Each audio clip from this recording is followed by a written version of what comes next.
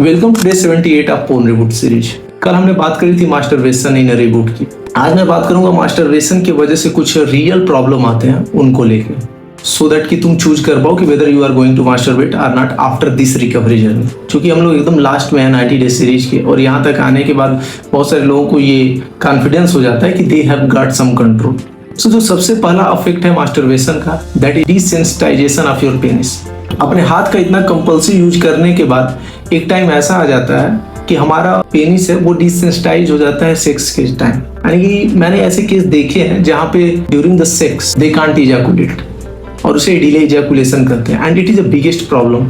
और at the end उनको अपना हाथ ही यूज करना पड़ता है। उनका ब्रेन इस तरीके से रिवायर हो जाता है कि हमारी पेनिस हाथ के लिए बनी है। So that is the biggest problem. Second thing है fantasy.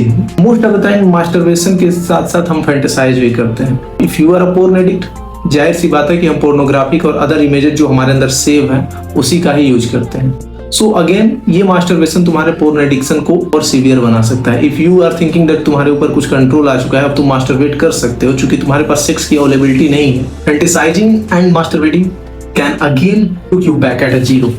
तीसरा चीज है मेडिकेशन। इस रिकवरी जर्नी में जैसे कि मैंने बताया कि हम लोग स्ट्रेस, एंजाइटी, लोनलीनेस या अदर कोई भी चीजें होती हैं उसको हम लोग पोर्न से कोप करते हैं। अब यहाँ पे बहुत ज्यादा चांस है कि तुम अगर पोर्न नहीं देख रहे हो और उसके जगह पे तुम मास्टरबेट कर रहे हो, तो अगेन हो सकता है कि तुम इन सारी चीजें, यानी कि जो भी लोनलीनेस है, स्ट्रेस है, एंजाइटी है, तो तुम वहां पे मास्टरबेशन का यूज कर रहे हो rather than porn. Fourth point है masturbation is a solo act. It is a fact that कि आफ्टर ईच इजैकुलेशन हमारे ब्रेन में एक ऑक्सीटोसिन नाम का हार्मोन सीक्रेट होता है, उसको लव हार्मोन्स भी बोलते हैं। ये पार्टिकुलर हार्मोन्स इंटीमेसी के लिए रिस्पॉन्सिबल होता है, यानी कि दो पर्सन के बीच अगर सेक्स होता है तो उस सेक्स के बाद भी रिलेशन बने रहे, इंटीमेसी बनी रहे, एक क्लोजनेस बने रहा, वो रिस्पॉन्सिबल होता है ऑक्सीटोसिन के कारण।